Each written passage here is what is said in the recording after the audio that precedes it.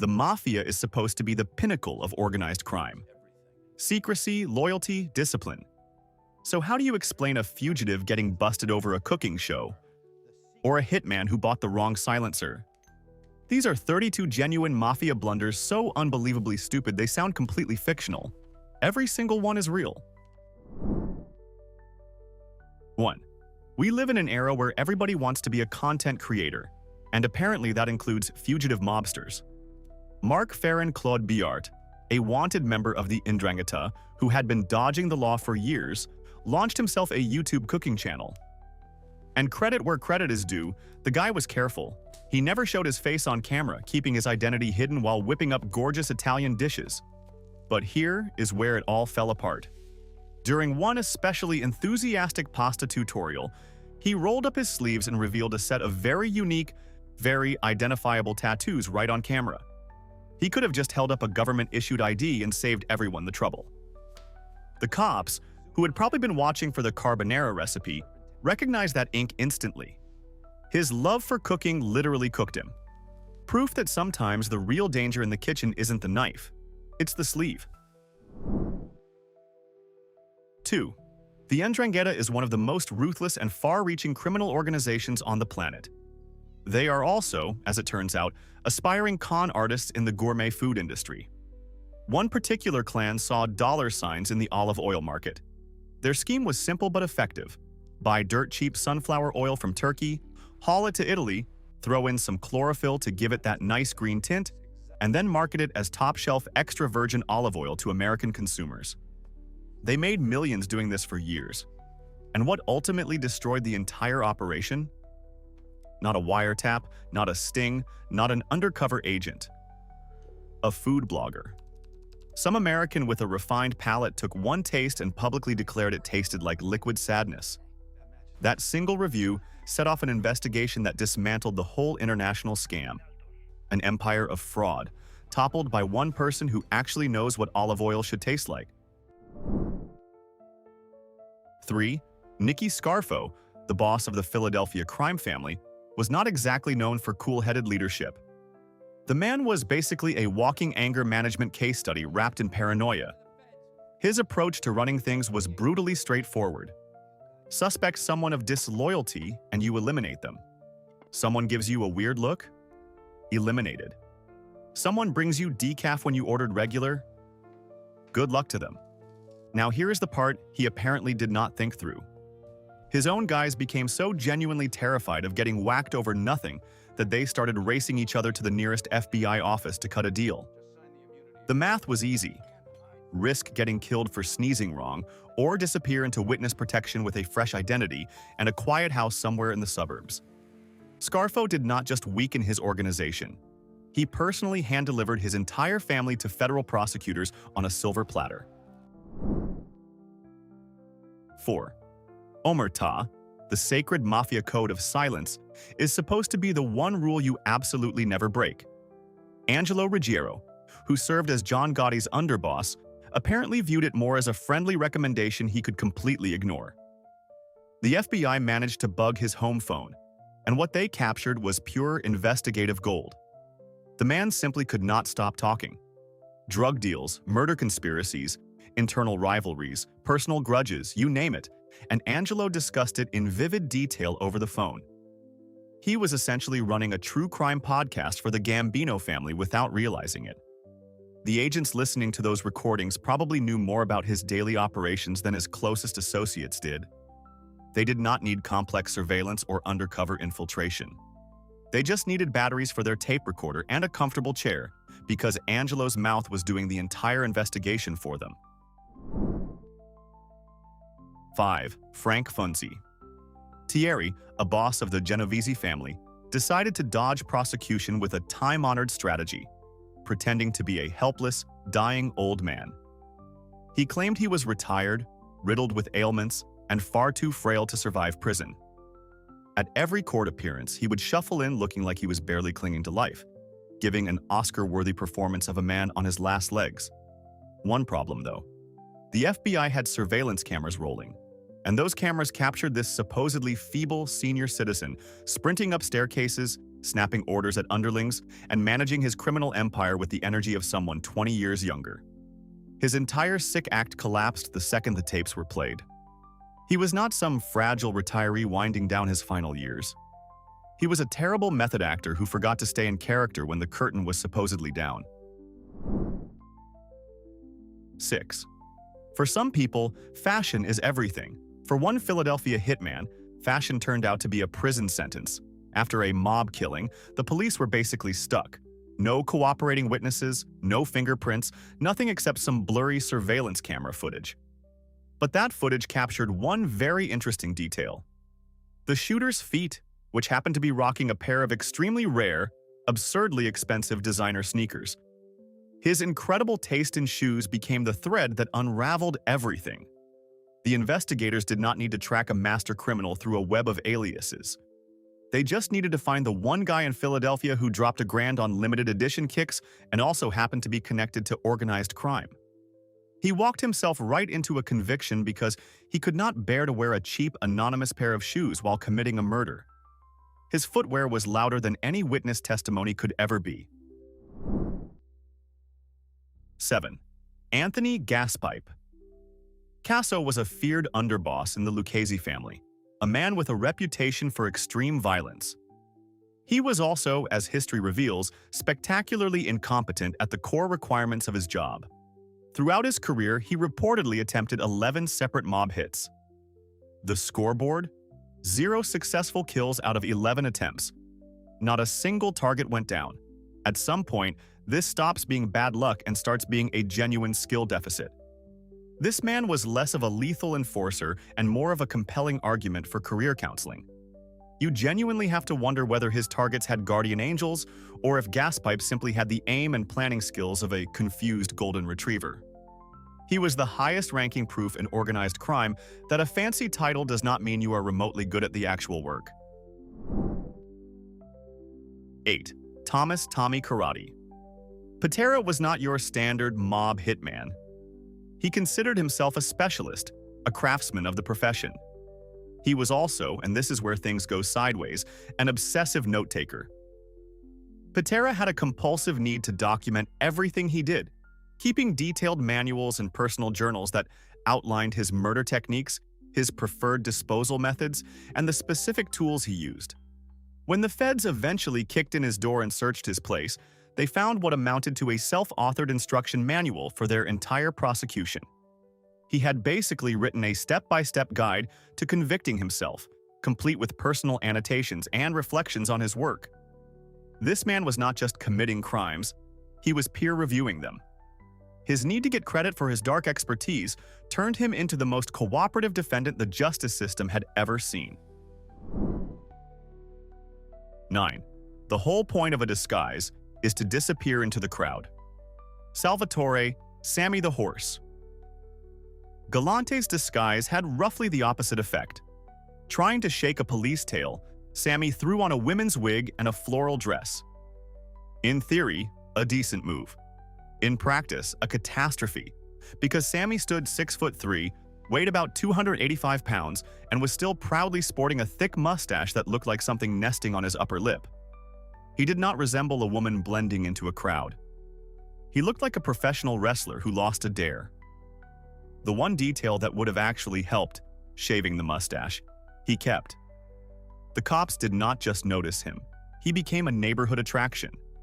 They could have started giving people directions using him as a landmark. Turn left at the enormous mustachioed man in the sundress, and if you see someone who looks like a confused grizzly bear in a wig, you have gone too far. 10. Everyone has experienced the horror of an accidental phone call. You butt dial your ex, your boss, maybe your mother during a conversation you really did not want them to hear. But a low-level mobster from New Jersey elevated this concept to an art form.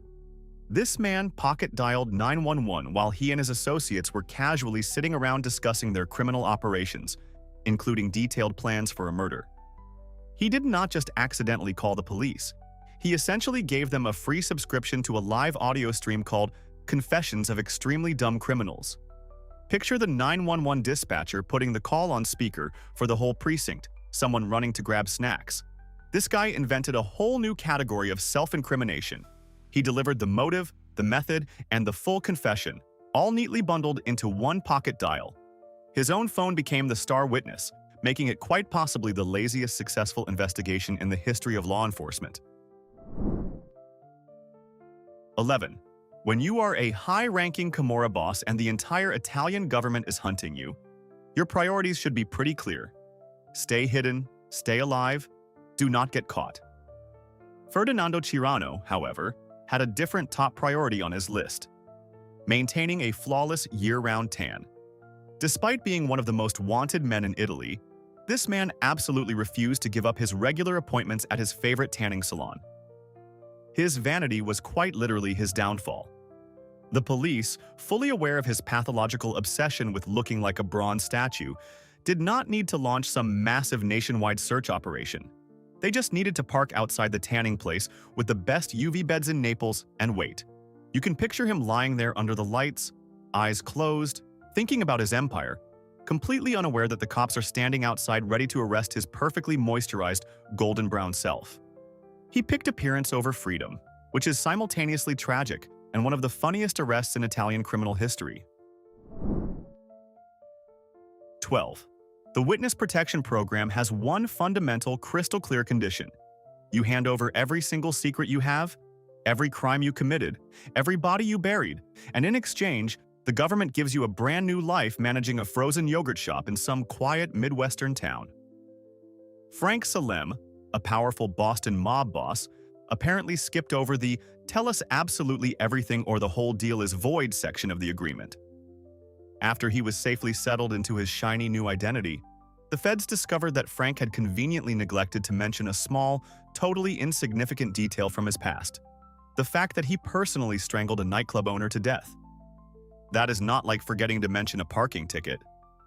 That is like forgetting an entire chapter of your autobiography where the central plot point is murder.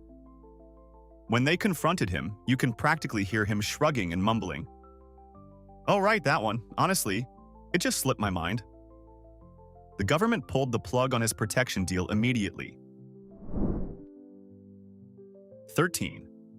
Art imitates life, and sometimes life sits around critiquing art while the FBI records the whole thing. The De Cavalcante family, the New Jersey crew widely considered to be the real-world inspiration behind The Sopranos, turned out to be avid viewers of the show, also very vocal critics. The FBI had their social club wired for sound, and what they picked up was hours of genuine mobsters arguing about the show's accuracy. They debated character choices, criticized plot lines, and questioned whether a real wise guy would ever actually sit down with a therapist. Meanwhile, sandwiched in between their television commentary, they were casually admitting to their own very real crimes on the same recording. They were so busy analyzing the fictional version of their world that they completely forgot their real-world conversations were being captured for a much less forgiving audience: a federal jury. 14. When you work for someone like Tony the Ant Spilotro, you are expected to project a certain level of menace and professionalism. Frank Colata's approach to disguise for a robbery fell dramatically short of that standard. His strategy for concealing his identity involved a fake mustache that was visibly peeling off his face and a wig that looked like a small animal that had suffered a terrible fate on a highway. The result was so transparently ridiculous, so insultingly low effort, that a witness identified him almost instantly. Probably because they figured nobody else on Earth would voluntarily wear something that absurd in public. It was less of a disguise and more of a costume you would find in a dollar store Halloween bin. He might as well have walked in wearing a name tag. The disguise itself was arguably a bigger offense than the actual robbery. He was not a master of deception. He was a walking punchline. 15. When you are a wanted member of the Camorra, carrying a long list of violent criminal charges, basic survival instinct says keep a low profile and stay as far from law enforcement as humanly possible. One fugitive apparently never got that message. While on the run for major offenses, he was nabbed inside a supermarket. What was he doing? Trying to shoplift 2 giant wheels of Parmesan cheese. This was not a desperate man stealing food to survive. This was a moment of pure, unexplainable idiocy. He gambled his entire life as a free man, his years of successfully hiding from the law, all for some dairy products. The officers who caught him must have been absolutely baffled. They were searching for a dangerous organized crime figure and instead collared a cheese thief. It was possibly the most anticlimactic end to a fugitive manhunt in the entire history of Italian law enforcement. 16. Every man has a weakness. For some it is money, for others it is power. For Gennaro Jerry Long, Langella, a senior figure in the Colombo family, it was baked goods.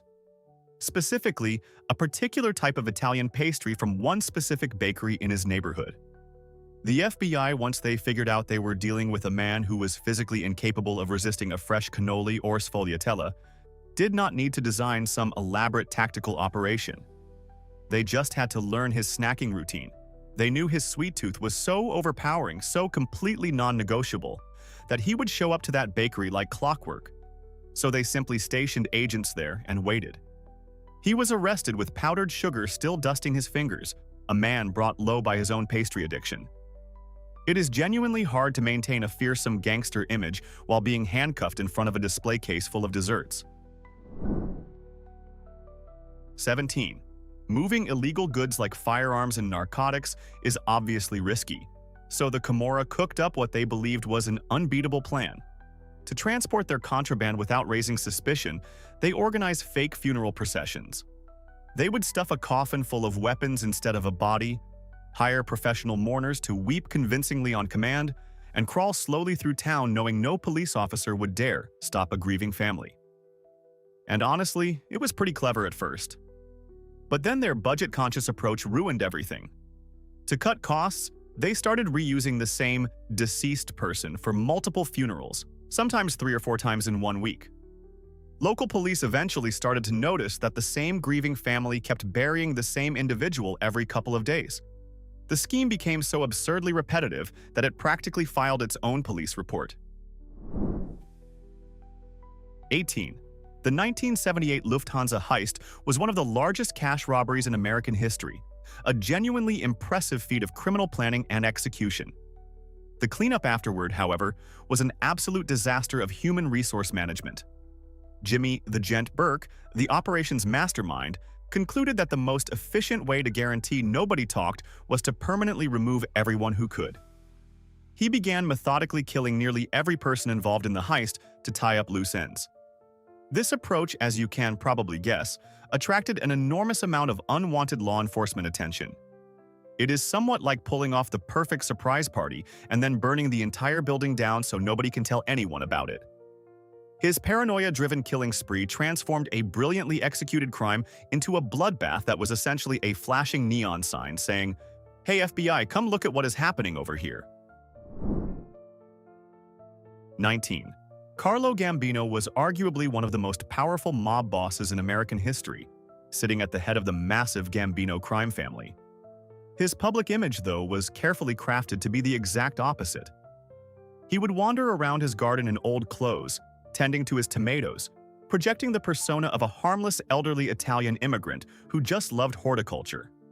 This humble gardener routine was his masterpiece of deception, except for one glaring issue.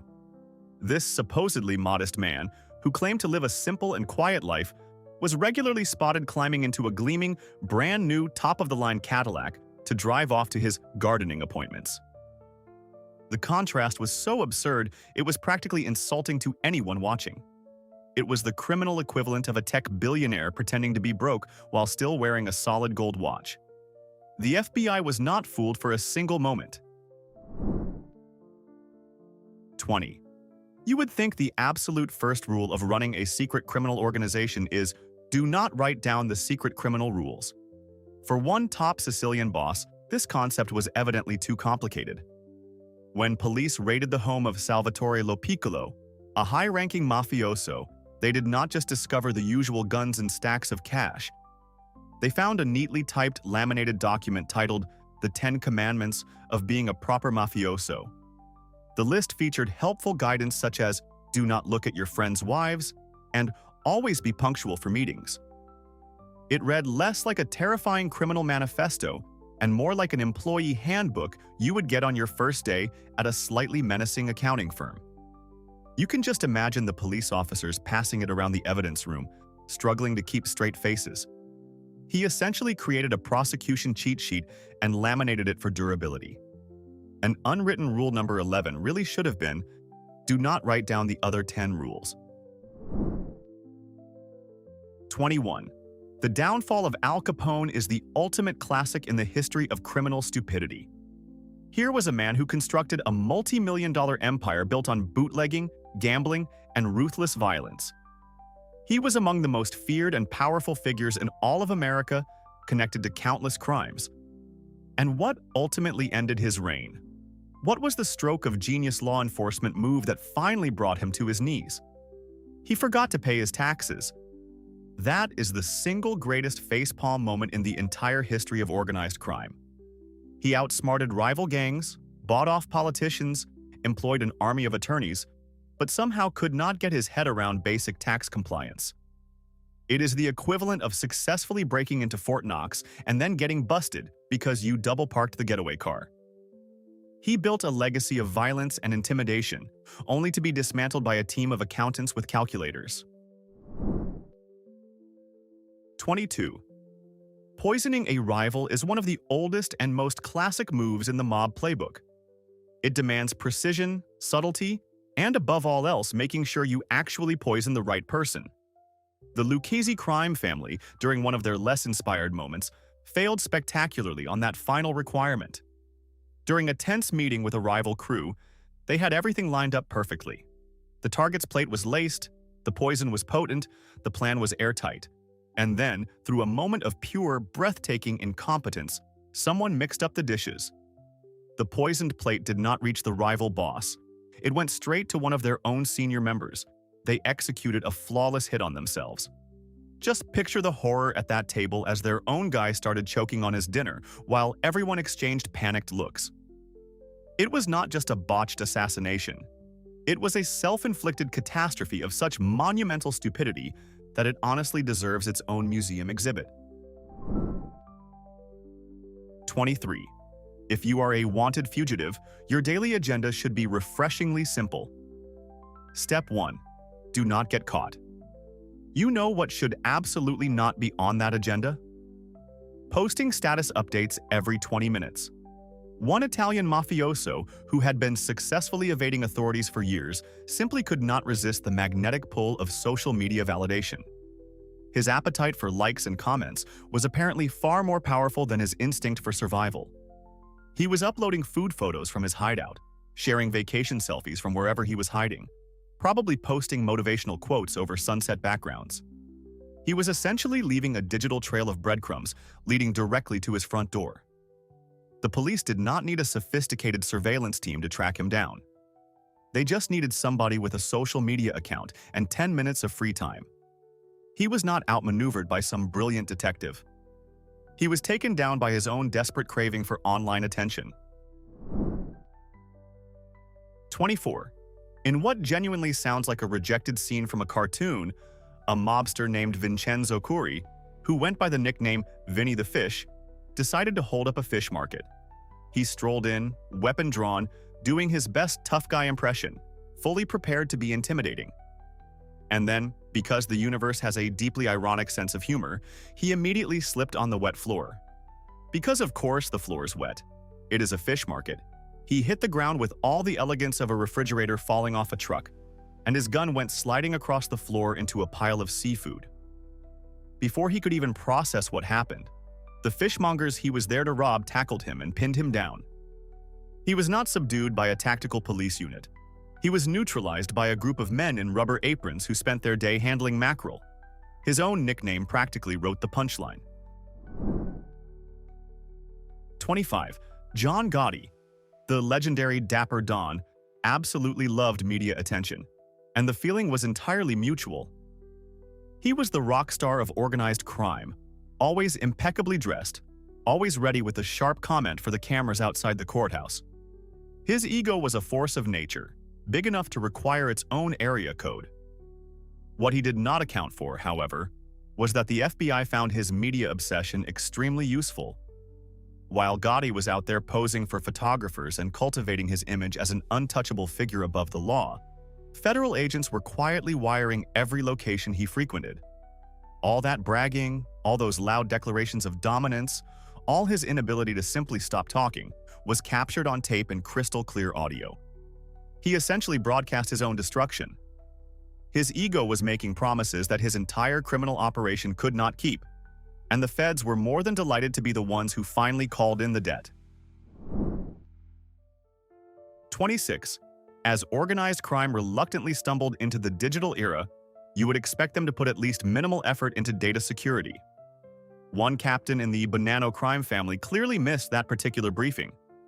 He stored every piece of sensitive financial information, illegal rackets, extortion payments, the entire criminal accounting ledger in a single password-protected file on his computer. When the FBI arrested him and seized the machine, they initially hit a wall. The captain, under serious pressure and probably sweating through his shirt, claimed he could not remember the password. The FBI's tech team, likely after exchanging some very tired glances, probably decided to just try the most obvious possible option first. The password safeguarding an entire criminal empire turned out to be password 123. It is so staggeringly, monumentally stupid that it almost circles back around to being impressive. Almost. But no, it is just profoundly, hopelessly dumb. 27. Carmine the Snake. Persico, the longtime head of the Colombo crime family, was a man who believed deeply in his own intelligence. He thought he was sharper than every cop, every federal agent, and absolutely every lawyer in the country. So when he was staring down a massive racketeering trial that could lock him up forever, he made a spectacularly bold choice.